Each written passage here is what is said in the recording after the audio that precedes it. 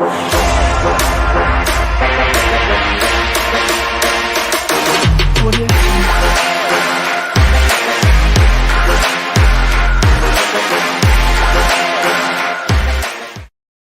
Palace 1, Liverpool 0, successive back-to-back defeats at Anfield for Liverpool. And this echoed, this smelt, this has the stench of last weekend written all over it. An abundance of chances for Liverpool, ample opportunity to equalise, gilt-edged chances to get back into the game and win. But Darwin Nunez, Mohamed Salah, Jota, Curtis Jones, hang your heads in shame. They did not have the whereabouts, the guts, the mental perseverance to get through this game. And in the last week, after a season of winning games they maybe shouldn't, getting through that injury crisis, getting through players being away at the Asian Cup and AFCON, this Liverpool team has the majority of its first team back, and they have crumbled again, and this needs to be studied. Another title race that Liverpool crumble in. Is that 3 now for Jurgen Klopp? And it's multiple in the Premier League era. They had a 5-point gap just 2.5 months ago, a 5-point gap at the top of the Premier League table. There could be an 8-point swing if Arsenal are able to win their game today. That is I repeat again, an 8-point swing. That is not good enough. And as I say, for me, they were countered on today, and they conceded on the counter-attack. Excellent goal from Eze, and there was multiple counter-attacks that hurt them. Liverpool have done that for the past 2 seasons. There is nothing new. There is nothing new. There is nothing unique. There isn't anything to break down. That's how the high line is. And when you turn the ball over against Liverpool, they're susceptible to counterattacks. As we got into January and they were 5 points clear, I said, look, as much as I've blamed the counterattacks and said, I think that's the reason why they won't win the Premier League, maybe we're just all wrong. Maybe this Liverpool team is so good, they're going to outgun you. They're going to outscore you. They just know how good they are. And it hasn't worked for me. If Arsenal win today, Liverpool are not winning the Premier League title. I don't believe it. 4 away games on the bounce to come, one of which is, of course, in the Europa League. They could be 3 points off the top. Inferior goal difference, with City and Arsenal looking imperious right now. And it could be very, very, very sad times ahead for Liverpool fans. But what's happened in this last couple of games and in the last couple of weeks is that Liverpool felt the pressure. They've felt the pressure. Defensively, they're the same as they've been all year. But what has happened is the men at the front have bottled it. The men at the front have lost their heads. They have not been able to handle the pressure. And you remember I've spoke before many times on the Football Terrace about why I don't put Harry Kane in the same category as Alan Shearer's, Wayne Rooney's, Cantona's, Henry's, Aguero's, and many others like them. What you do in title races is huge. What you do in these games that means so much, where a draw means a defeat. And by the way, it's the first time any of these teams in their current form have been in a 3-horse race. 3-horse races are even more pressured. And we forget about this with recency bias and nonsense that goes on. How you deliver in a title race, how you deliver in a 3-horse title race, these games mean more legitimately. And what we have seen from this Liverpool team is a capitulation. The chances they had today, especially Darwin Nunez, by the way, 3rd game running that Darwin Nunez has been brought off when his team are losing. That tells you all you need to know about the faith that Jurgen Klopp directly has in him. But the way in which they have collapsed, the way in which they have not been able to handle the pressure. And by the way, the misses, I know that Henderson pulled off some great saves. And one or two of them you go, okay, a madness. But Salah's missed, Nunez is missed, Jota's missed. These are tap-ins. And you know the irony here? And I'm going to defend Erling Haaland. People say tap-ins are easy. Today you've seen why they're not. Tap-ins are even harder when the pressure is on. Because darkness falls around you. The goal becomes tiny. The defenders become massive. And it's hard to score. Your legs feel like lead. The ball feels heavy. That is what pressure does to you. And Liverpool, for me, have succumbed to that. They have succumbed to that up front. The attack has let them down. And now they will be praying that Aston Villa can pull off a miracle. And of course, praying that Man City starts to drop some points as well, who look in absolutely imperious form right now. But overall, not good enough today from Liverpool. Not in the first half. In the first half, they were lucky not to go in 2-0 down. In the second half, they were better. They created chances. They were still vulnerable on that counter-attack. But it was one of those matches where I didn't feel that they were ever going to score Liverpool. Even though they had all these chances, I don't know how to say. I knew they would miss. It was weird. I was like, they're going to miss. I did tweet saying they were going to win, and that was purely to put some judge on this. I thought I'd sprinkle a little bit of judge on it, but they just didn't look like scoring at all today. And so much of that, I believe, is mentality. And that front line today, Nunez, all of them. The only one who can probably walk away without feeling shame is probably Salah for what he's delivered for the club. But the rest of them, hang your heads in shame. Shocking. And the midfield performance today from Liverpool. My giddy gosh. My gosh. Weak, lethargic, slow, impotent, flaccid, soft. Absolutely horrendous today. They looked flat-footed.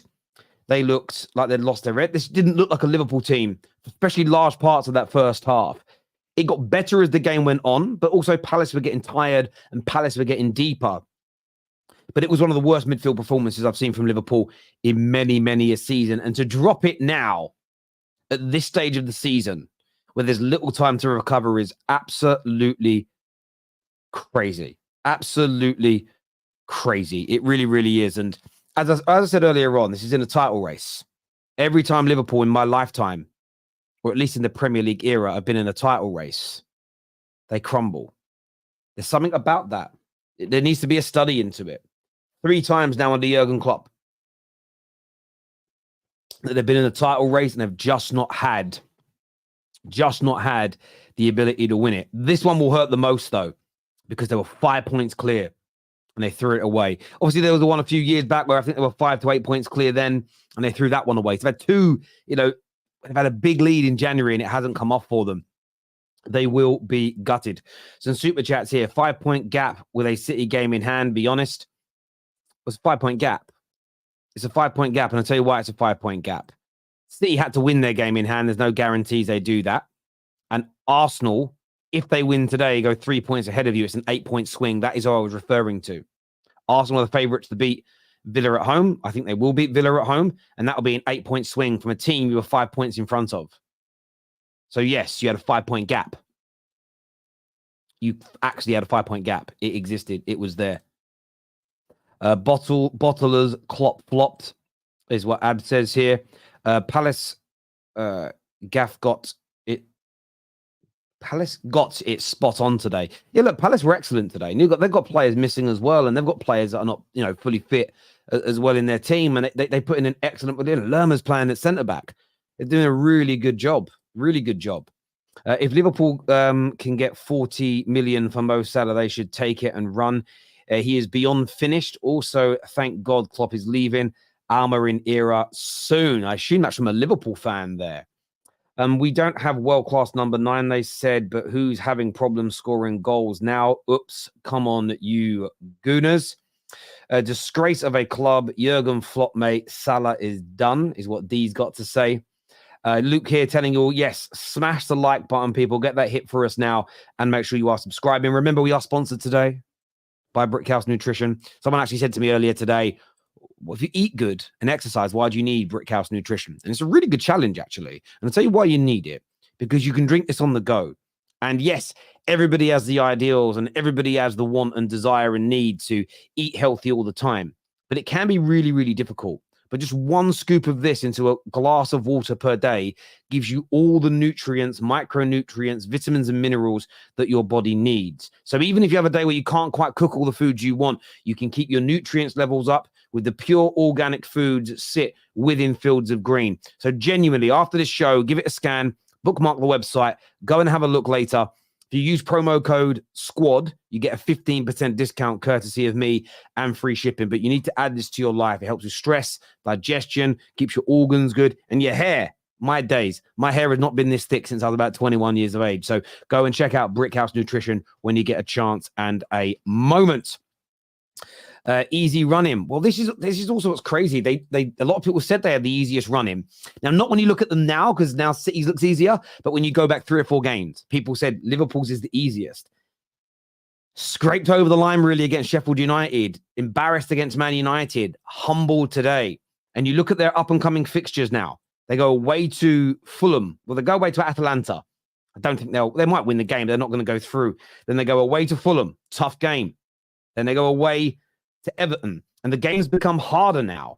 The games become harder and tougher now simply because the pressure is on. Then they go away to West Ham. Then they're at home to Tottenham. Then away to Villa. And then they play Wolves. That running, now they're under pressure, is starting to look even more difficult. It really, really is. So the next, Liverpool won't play another home game now until the 5th of May.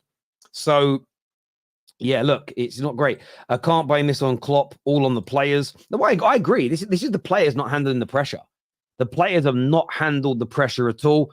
Klopp coached the win against United. He coached the win today. He coached the game where they should have taken the lead against Atalanta. But Liverpool fans have to have a serious conversation. And the player that I want to call it, by the way, no Liverpool fans have turned up backstage yet. Where are you? Where are you? Let's be having you. I want to get you on because the Arsenal game's starting soon. But yeah, look, as I say, they just sorry, I lost my train of thought there. Darwin Nunez, like a conversation has to be had about Darwin Nunez. He ain't good enough. I know Jota missed chances as well today. I know Salah missed chances as well today. But those guys deliver on a regular basis. Darwin Nunez, I said it the other day, I got cooked by Liverpool fans, or they tried to cook me.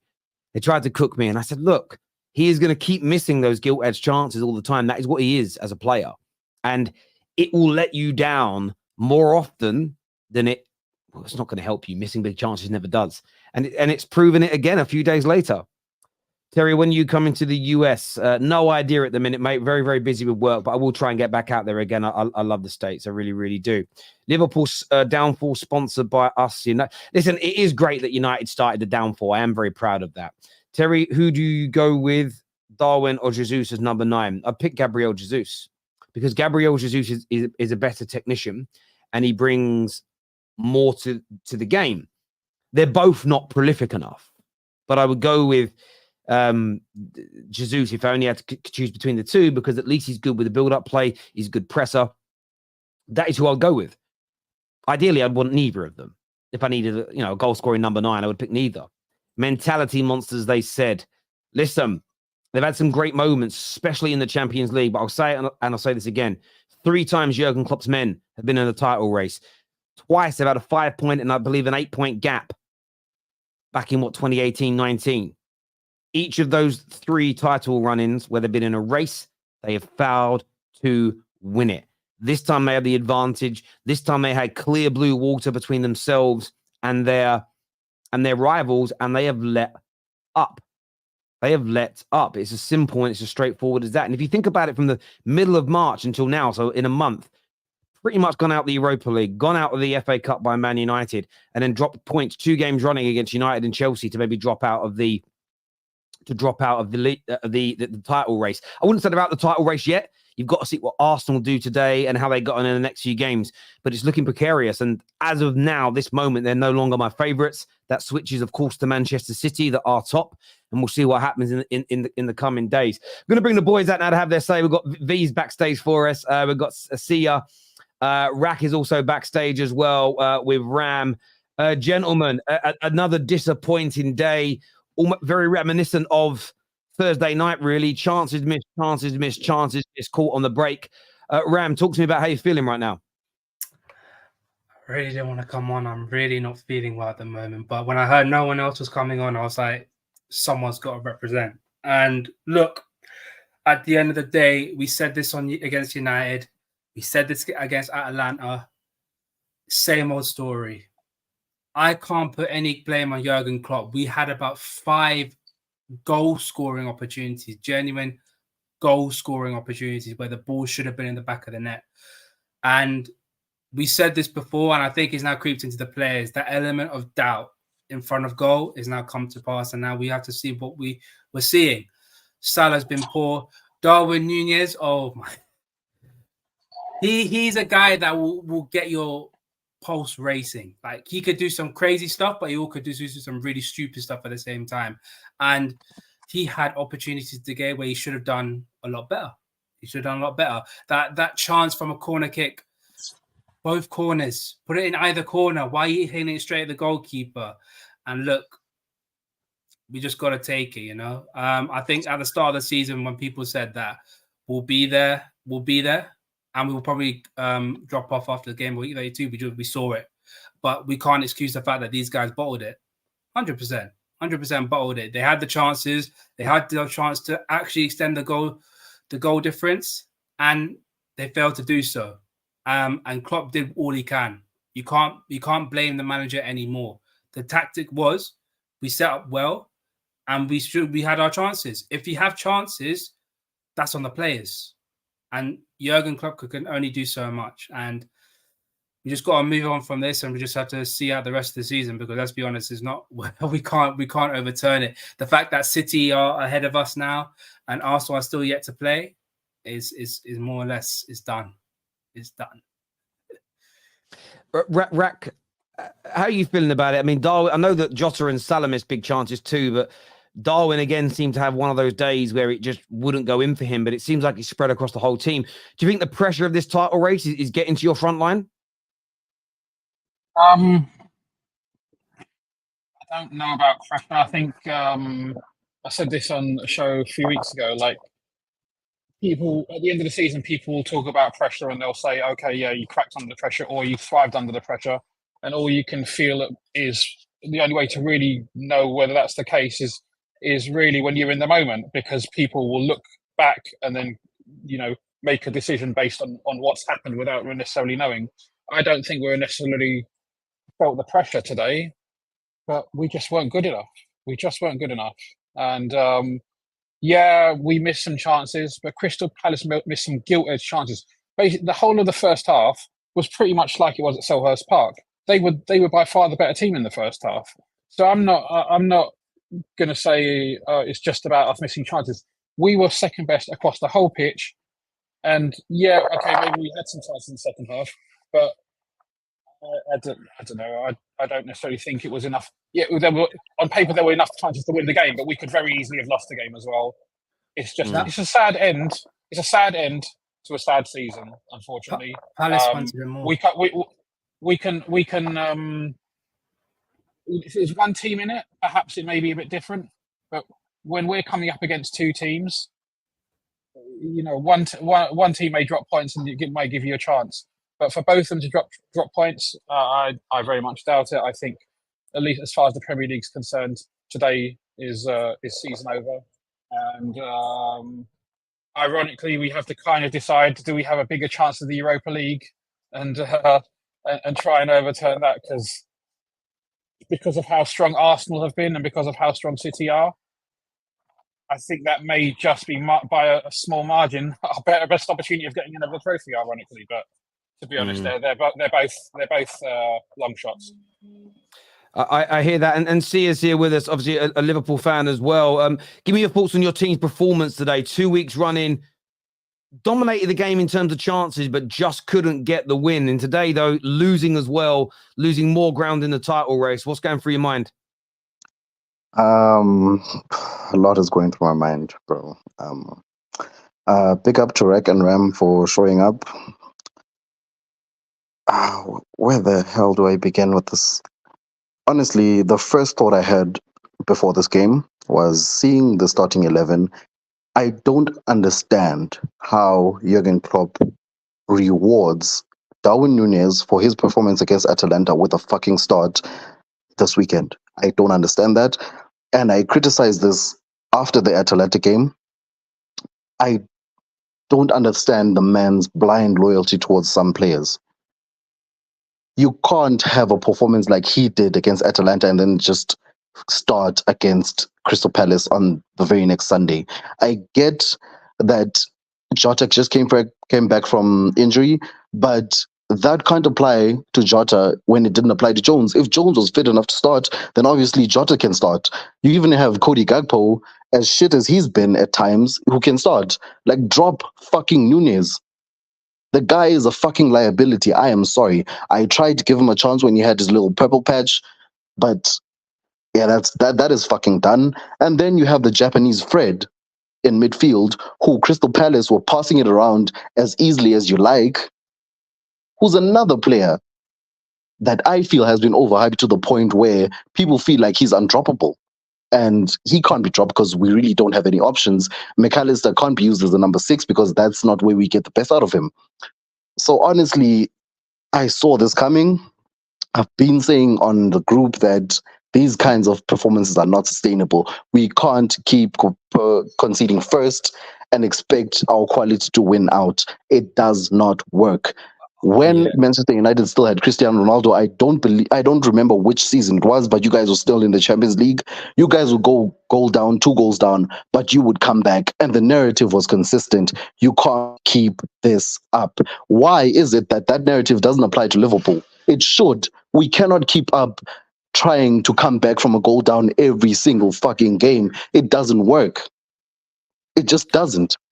It's certainly not working for you at the moment, mate. It really isn't. I want to go to some super chats in a minute and post some of the questions, but also the football gods play a part in this game. I believe they're real. This was Paddy on Thursday. Oh, what is it with the inflection? Here we go again. Oh, Liverpool. No, it's a done thing, bro. We're winning that game. Let's be serious. If it was at Selhurst Park, don't get me wrong, I'd be a bit like, well, we're going to win. I know Kate's going to be there. No, I don't like Paddy. He's just so arrogant. I don't like it. But he said it was going to be easy. No, he didn't even want us to have a conversation about it. And for me, I don't know why. I just feel like there's so much that goes on. I thought Liverpool would win, by the way. I predicted Liverpool win, but first person I thought of when the final whistle went was Paddy said this was going to be easy. And it's never easy with Palace. It's never easy.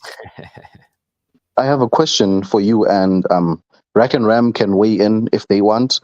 But this is a question that I've been pondering over the last 2 seasons.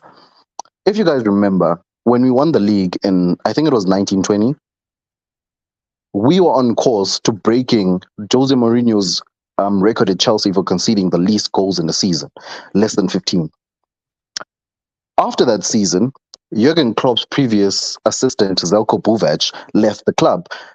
Does anyone remember after that guy left where Liverpool were looked at as a defensively solid club? Or were we always that club where you pointed, yeah, they give up chances, but they have Van Dijk, they have Alisson, they'll score more than you?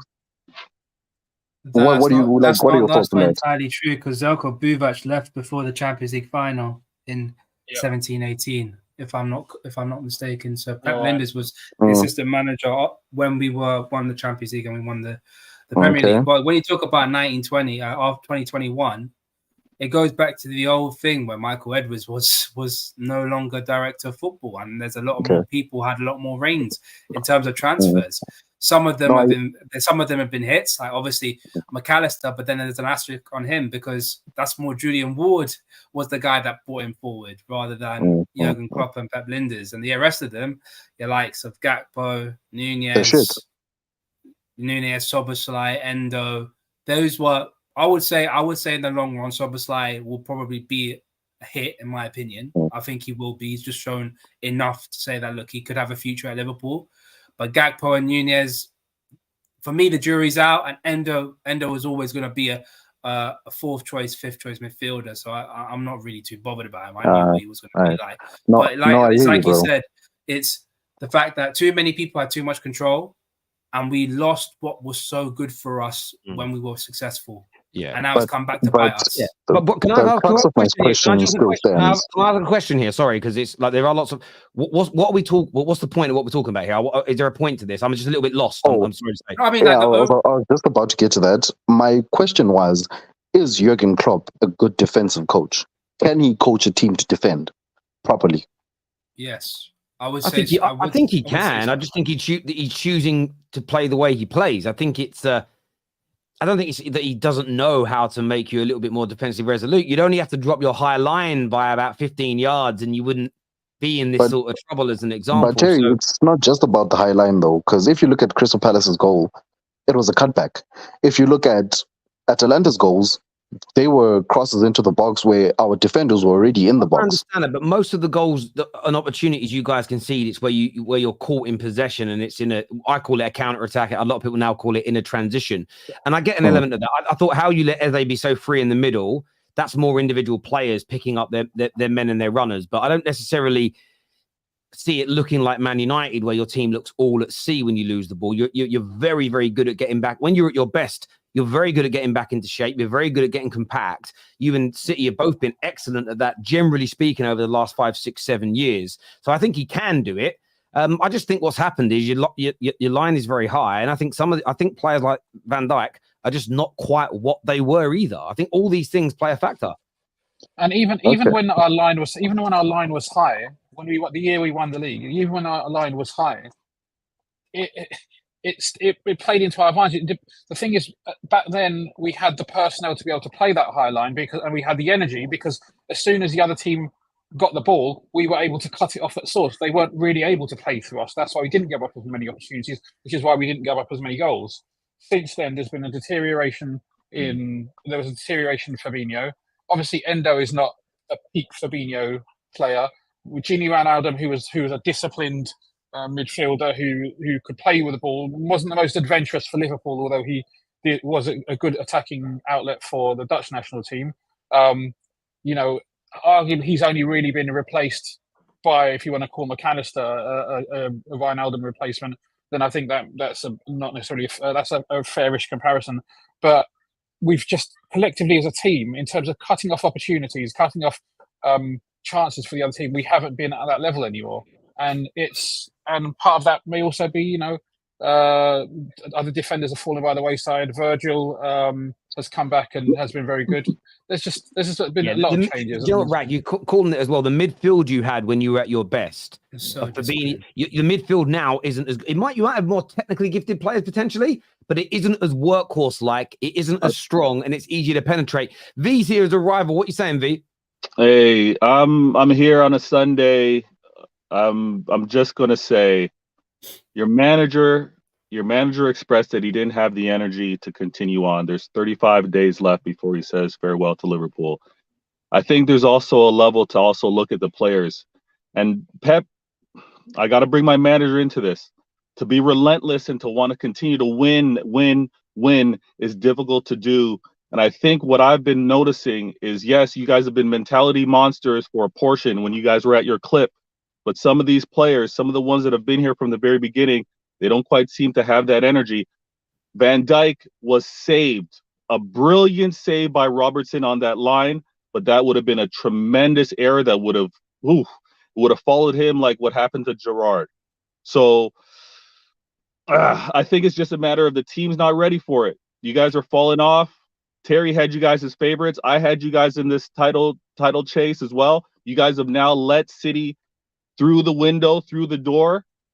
Now it's just left to Arsenal to slip up, man. I'm thankful for the gift. Crystal Palace were tough, and they should.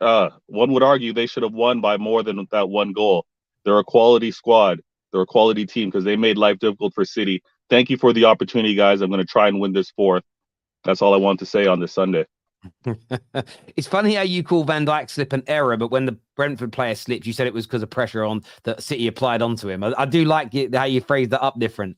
I was being kind. Look, one minute. Can I just point out Veta in his gated development? Look at that house. Look at the size of that house in the background. Bro, He's just sitting there. I'm seeing that. Look at that, brother. That is nice. I know. Man like V there, like balling. Gated development V. What are you saying, brother? I told you, Ram. I told you your team was spiraling into a situation that wasn't looking good. First, you drop points versus Man City. Then you drop points versus Man United. Then you lose to Atlanta. And the way you lost to Atlanta, you don't just get up and start walking again. You got battered. You're in the hospital. That's what happened today. Crystal Palace was the first Tell opponent me you faced something after new, coming out of the Egal. hospital. And you know what? They took advantage of you guys. You guys continuously miss chances. Your morale's not there. As a team, you guys don't seem confident in your own selves. Mo Salah, how many shots did he have? All your attackers, how many chances did they have? You should have won that game 3-4-0. This Liverpool team does not have the No, we players. shouldn't. We shouldn't have won 3-4-0. How many chances did Crystal Palace have? Sorry, 3-1. Should have been 3-1. The chances you guys had, you should have buried those chances. If this was the beginning of the season, you do that. Also, Anfield's a fortress. Second time you've lost consecutive games now since 2017. That's mad. Your defense, we've been speaking about it. You give Crystal Palace a lot of chances. They could have buried you many times today. You're lucky your defenders actually were on point to a certain degree, because that last ditch tackle from Robertson, that would have been 2-0 right there. And then when I spoke about sustainability, you guys told me, oh, we don't need to speak about sustainability. It's just a title race. We need to win whatever game is possible. You guys were not building good habits, and then it starts to bite you in the business end of the season. Now, I just think you guys don't look like you're up for it anymore. And after today's game, the end of that game, the way your players look defeated, this could be a turning point to the point where it's no longer even a title race anymore. You guys could just continue to fall, or this could be the moment where you galvanize. I need to see if your players have the character. Gal, can I ask you a question? They were 5 points clear of you. You could be 3 points clear of them today. They were 5 points clear of City. Does this constitute a bottle job in the same way that Arsenal had a gap last year and were called bottlers? How do you see it? 110%. That's not a question, Terry. Liverpool have bottled the Premier League this season if they don't win it. That's a fact, because they not only did they have a 5 point gap, Terry, at that time, people could have said they had the best attack. So it just goes to show you how everything can, when it rains, it pours. And Jurgen Klopp actually deciding to say that he's going to leave early was the thing that kept you guys in this continuously. Now the emotions, you have no idea whether that's the case or not. That's absolute nonsense. You have no idea whether that's the case or not. You're just looking at what's happened on a pitch. You're doing a results-based analysis. Absolute nonsense. How can you say that? How can you say that just because Jurgen Klopp announced it, that galvanized us through games? You're just reading into what's happened on the pitch and making the deduction. Yes. You're misconstruing what I'm saying. I'm saying that galvanized you guys to play at a higher level, and now you guys seem like you guys have gone back to your mean. That's all I'm saying. Is that what you thought I said? No, that was exactly what you said. Our mean was before the announcement, we were right up there, playing for the top of the league. Yeah. Okay. And I never thought you guys were deservedly to be up there. I think you guys are going to fall off. That's a different story, but that's a different argument. You didn't make that argument. No. But that's the argument I've been making this whole season. I thought this whole season you guys didn't have the players. You guys obviously showed that you guys had the level of quality, but it started to dip. And now with injuries and everything that's going on, that's fine. You can say that. That's fine. But what you got? No, but the difference, Egal, is if you said that, I wouldn't have a problem with it. The difference is you started reading into stuff and making up like narratives which you have absolutely no idea whether they exist or not. Fair enough, but what we do know is your attack is not as good as it's been at the beginning of the season. We know your defense is not as good as at the beginning of the season. We know your midfield. You know your midfield is still decent, but that's one thing I can say maybe. But everything else has slightly diminished. And so why is that? Tell us something that we don't know, mate. No. But why is that? Tell us something that we don't know. 1 second. But why is that? Why is that? My theory is the reason that is because the emotion and everyone playing to their peak has now diminished slightly, and everyone's gone back to their normal selves, back to factory reset. You see people who have been doing amazing this whole entire season having stinkers back-to-back games. It's not a coincidence. When it rains, it pours. And Terry, I have to go watch my game. You guys have a good one. Cheers, Egal. Thank you very much indeed. I got some super chats here. First one says Darwin Nunez had the most shots on goal in the Prem. I don't think anyone would be surprised, and the amount of big chances he's missed as well is crazy. In the end, our biggest weapon would be our biggest weakness. Our attack. Okay. I messaged. Yeah, I've seen your message, Rob. I'll send you the link through, my brother. Thank you for the super chat. As an Arsenal fan, I feel for Liverpool. They are a mid-table team like Chelsea that were overperforming this season. They're not a mid-table team. Come on, let's not go too far with this. FSG. The difference is, right, Chelsea were a mid-table team that overperformed in the Abramovich era. Now you're going back to your mean. Yeah.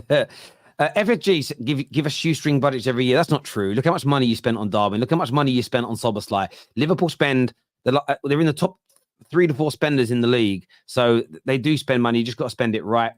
Your title race isn't over. Liverpool, City, and us will drop points. You still have a chance. Just survive this coming 5-game battle. Who will City drop point? I believe Arsenal could, but City, looking at their running and the fact that a lot of their games are at home, I just don't see it. Yeah, it's going to be a tough one. Boys, look, I'm going to go and watch this Arsenal game. I'm sure you guys want to go see it as well because it's important. But we're going to be back live. We're going to be back live after Aston Villa versus Arsenal. So make sure you're all tuning in. Take care. Goodbye. God bless. And we'll see you in a bit. Peace.